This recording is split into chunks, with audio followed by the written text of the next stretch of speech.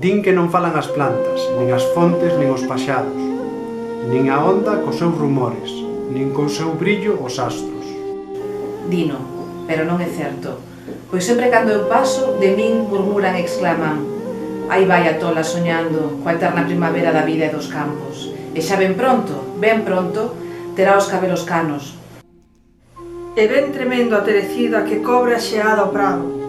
Hai canas na miña cabeza, hai nos prados xeada, mais eu prosigo soñando, pobre, incurable sonámbula, coa eterna primavera da vida que se apaga. Astros e fontes e flores, non murmuredes dos meus soños.